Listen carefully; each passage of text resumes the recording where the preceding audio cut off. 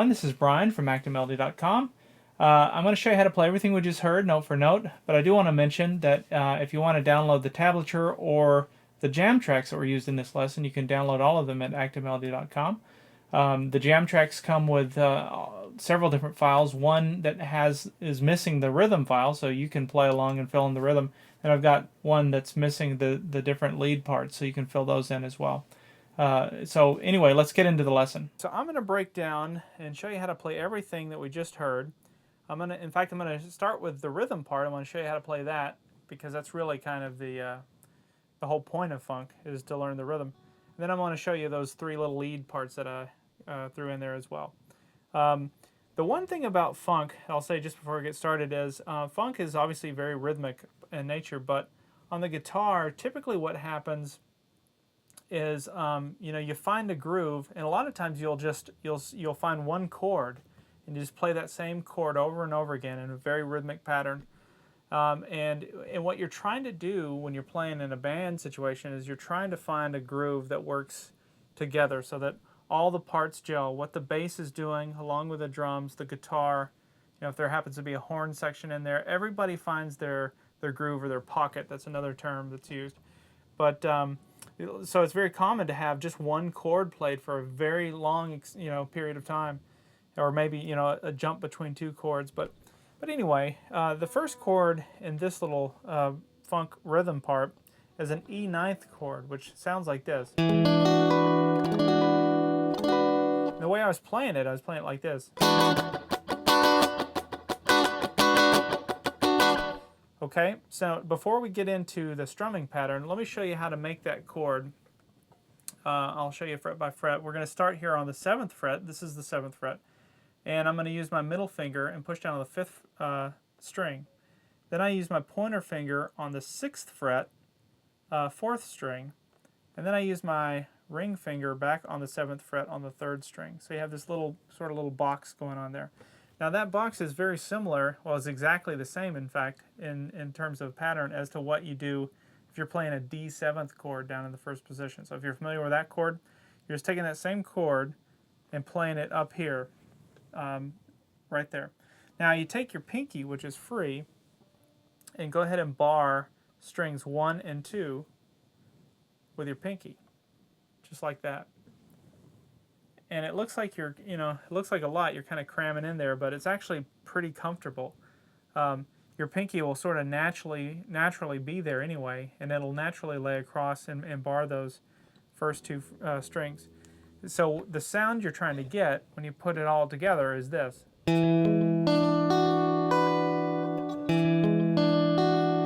Now since we are in the key of E, I could play the low E string as well, the 6th string. But I typically don't. I usually just kind of, I'll kind of strum. In fact, I'm even really strumming sort of the first 4 strings. But I like playing the full chord so that, occasionally if I slip and grab the 5th string, it makes sense. So that's the chord that you're making. Now the rhythm pattern, which is key to making this sound, the right hand is actually doing something kind of simple. It's going like this. It's up and down. The left hand, in conjunction with that, goes like this.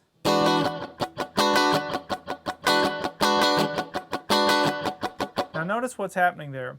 I'm making the chord, but then I'm releasing the chord in position there and just letting my fingers sit in place on top of the strings, but they're muting those strings so you get this sound. So what you're doing is you're pushing when you want the sound to come out. So you're going. So when you hear that da-dot, da-dot, I'm pushing, I'm squeezing with my left hand. So I'm going squeeze, squeeze. My right hand just keeps that rhythm going. So here it is slowly. Let me turn the reverb off. It's causing a little bit of a delay.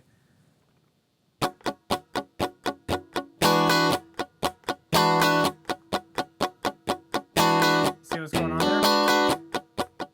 Okay. Now, I throw in one extra sort of ghost note in there, so I kind of go. Hear that?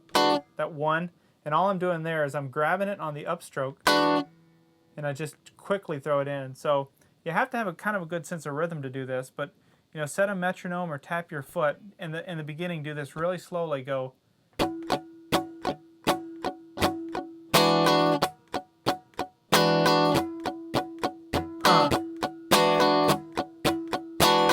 Here's that 1. You can hear where it comes in. It comes in on that one, on that sort of, I call it a ghost note, but it just sort of jumps in there.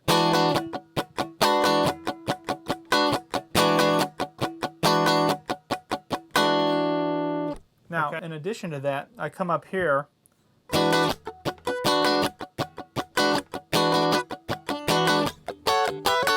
and play this little part.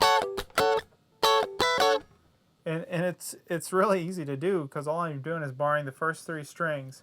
I'm coming up to the 13th fret, I'm sorry, 14th fret, barring those top 3 strings, and I'm playing that.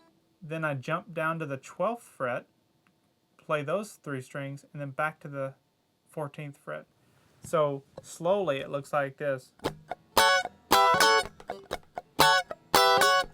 And you could slide it, you could go.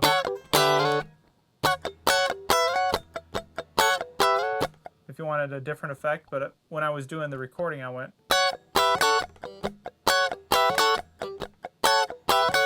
Now, one way to do this that makes it easy, go ahead and leave your finger in position there on the 12th fret, and then just push down on the 14th fret when you need that sound.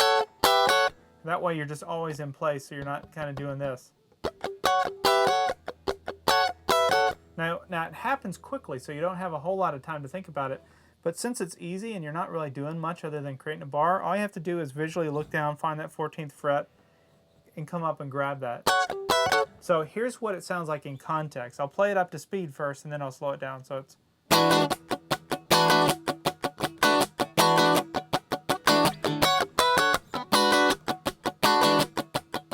Okay, here's how it sounds slowed down.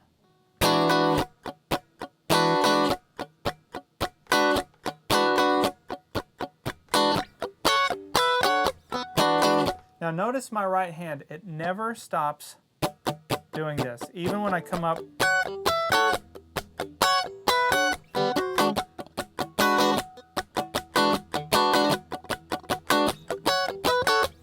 So that rhythm on the right hand never changes, which makes it easy in a way, because all you're trying to do with your right hand is just, you know, you find the beat, and you just make it a percussive thing, and you never get out of that groove. So that might take a little work in the beginning. Your wrist may not be, you know, loose enough to do that. Just keep practicing it, and it'll come naturally. The sort of the movement of the wrist is kind of like, imagine if you had a paintbrush in your hand, and you're kind of you know, you're sort of painting. That's kind of how it feels anyway to me. It feels very comfortable once you get used to it. And just one last little tip there, I'm holding the pick like this. A lot of people are inclined to hold their pick like this. What happens when you do that is a lot of times you'll end up dropping the pick. So I think it's much easier to learn to hold your pick like this between your thumb and your pointer finger. And it makes, you know, a strum pattern like that a lot easier. Okay, so we got the rhythm part down. By the way, the effect that I'm using, I never really talk about effects, although I should. This is just a very dry sound. There's really no effect to this. I do, in the recording, I play with a little bit of reverb, which sounds like this. Hear the difference? So,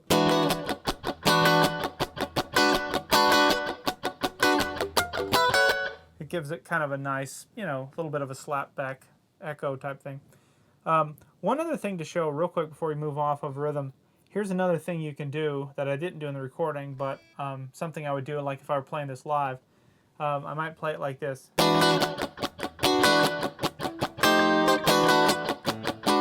See how I jumped up? All I did was I moved everything up 1 fret. That's all there is to that. So you take that E9 chord and you just sort of move it up 1. But that's kind of a nice, that's something you hear a lot when you're hearing like a sort of a funk type jam. Almost like in that scenario, I kind of stopped the rhythm. You don't have to. If you didn't, in fact, it would sound like this. But anyway, just wanted to mention that's another thing you can do. You can also go one below it. You can go.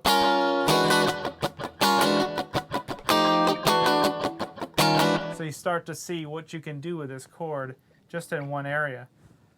All right, so now let's take a look at the lead parts. Now the first lead that I did sounds like this.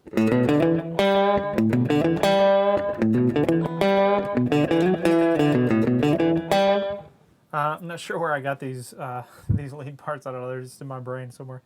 But anyway, I like it because it's kind of cool. It's almost like it complements the rhythm well. Like if you could just keep repeating that over and over again in a groove, and that would actually be very acceptable and very cool. Here's what I'm doing note for note. By the way, I don't want to mention this, but for those of you that have bought the blues lead guitar course at Active Melody, this is from pattern 4. So these are some extra licks that you can throw into the ones that were in the course. Here's what I'm doing though.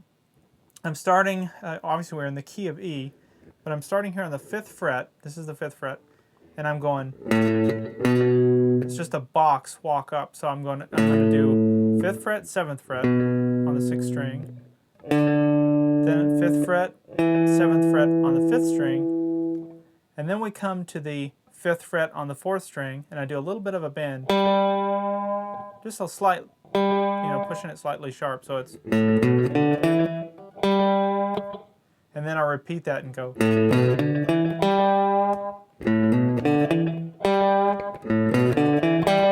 Now my picking pattern with my right hand is just down, up, so it's down, up, down, up, down, down, up, down, up, down, down, up, down, up, down.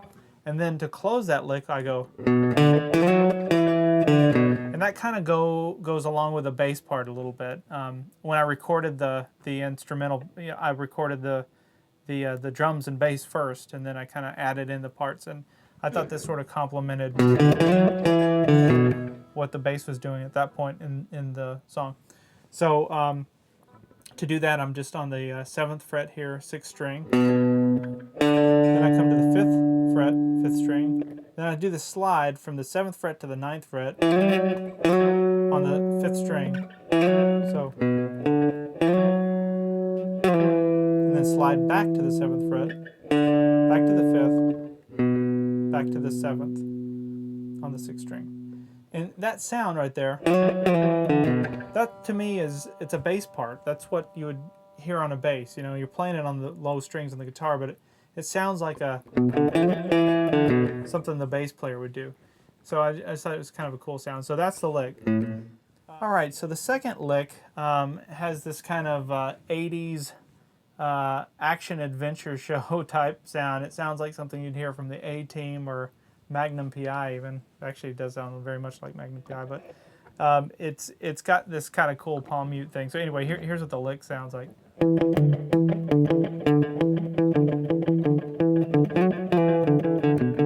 Now you'll notice that that's kind of what I did in the first lick. So I kind of borrowed that, sort of it. It's very similar.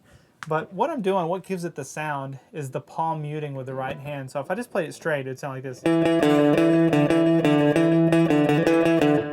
It sounds kind of corny. But when you put your hand down, your right hand, you just sort of rest it on the strings. I'm resting it right back here, just in front of the bridge, kind of about right there.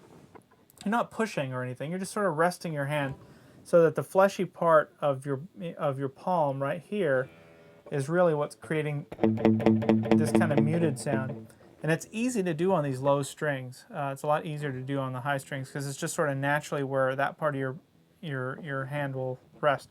Anyway, you get that thing going, and then all I'm doing is going... I'm just bouncing back and forth between the 7th fret and the 5th fret on the 5th string. And my picking pattern is just down, up, so it's alternate picking. It's...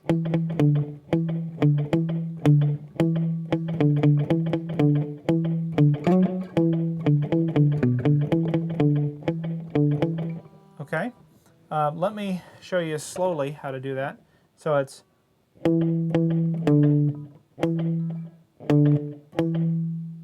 actually, this is harder to do slow than I thought. It's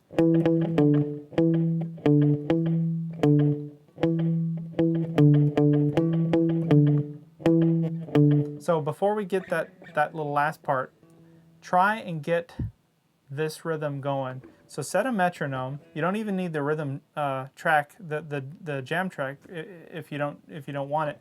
You can just try practicing it. Just keep it in rhythm. The whole key to this is rhythm. It's keeping a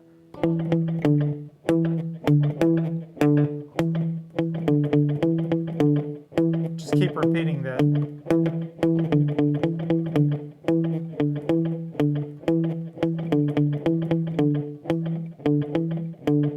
Slower, it's like this.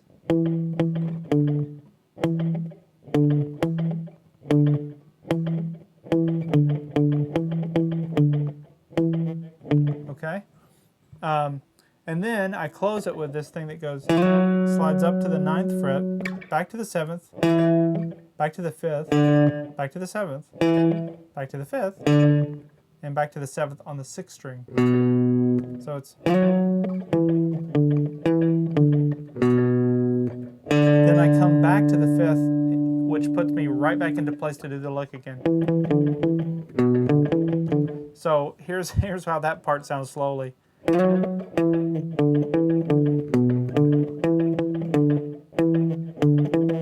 Okay. Now here's what the whole thing sounds like up to speed. It sounds like this.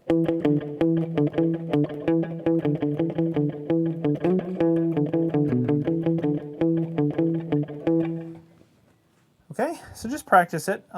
Do it slowly in the beginning. Download the jam tracks for sure, so that you can practice with them. And if you can get that up to speed, that's awesome. Kind of a fun little lick to learn. Okay. All right. So this last lick, it sounds like this.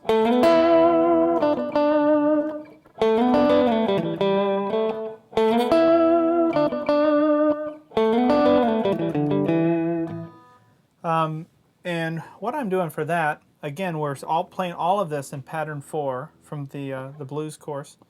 But what I'm doing is I'm taking my middle finger and my ring finger, and I'm pushing down. I'm starting on the 7th fret, and I'm sliding up both of them. Oh, I'm on the 7th fret, middle fingers on the 4th string, ring fingers on the 3rd string. So those two fingers are on those two strings are on the 7th fret. I'm going to slide them both up to the 9th fret, so it goes. And I start by picking the 4th string, and then once we get up to the 9th fret, that's when I pick the 3rd string. And then when I pick the 3rd string, I let the 4th string ring out, and then I give it a little bit of vibrato, so it sounds like this.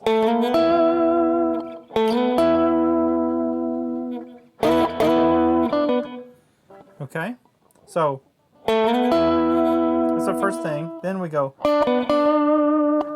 and all I'm doing there is I'm on the 7th fret, 3rd string, come to the 9th fret, 4th string, then back to the 7th fret, 3rd string. So that's the first lick. That's kind of cool just in and of itself.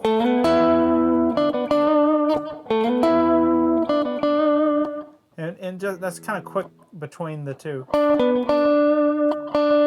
In the beginning, you may be fumbling a little bit and maybe kind of have to think about it. That's okay, though. Just keep practicing it. And then I do this thing that goes... That sounds harder than it is. Let me break it down for you. You'll see that it's actually not that hard. That starts with my ring finger, 4th string, 7th fret, slides back to the 9th fret. We've done a lot of that. Then I take my pointer finger, push down on the 7th fret, 3rd string. So, getting that kind of effect. And then I come back and play the 9th fret, 4th string, and slide back to the 7th fret. So, and you got to do it in that timing.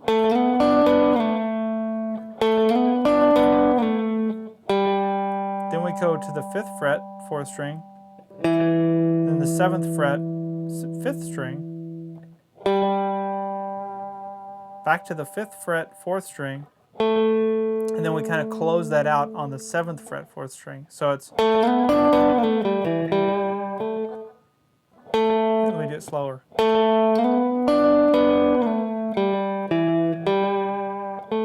So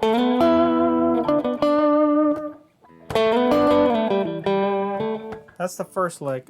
Then I repeat it again. I repeat the first part of it. The second time through, though, I go, just give it a little bit of a different ending. And for that, I'm doing, that part is exactly the same. From the 7th up to the 9th, back to the 7th, back to the 5th. That part so far is exactly the same as what we learned before. Then we do this part, which is different. So we come to the 7th fret, 7th fret, 5th string.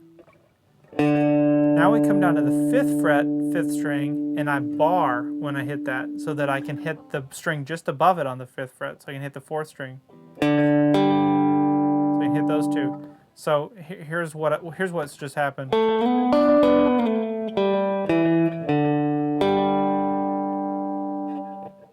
And then we play the 7th fret, 5th string to end that lick. And it happens kind of quickly to get... to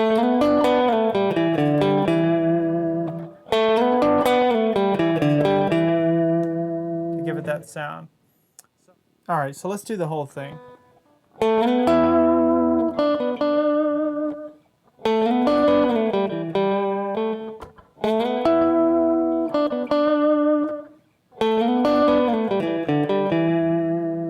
I love that. I use that type of lick a lot. And to be honest, I know I've said this before, I'm a huge Eric Clapton fan, and he ends a lot of his licks with that little phrase. All right, so that gives you a good taste of funk. You know, obviously these little licks that I showed you, there were 3 that I just made up on the spot, but once you get an understanding of the blues scale and understand how it all works, and this was obviously in pattern 4 in the key of E, once you understand that, you can make up your own licks. You don't have to rely on somebody else to show you how to do something. That's the whole point of hopefully what I'm trying to teach in these lessons and in that blues course on Active Melody. I'm trying to show you how to not just memorize stuff, but to really take it off and kind of do your own thing with it. So you can do something like,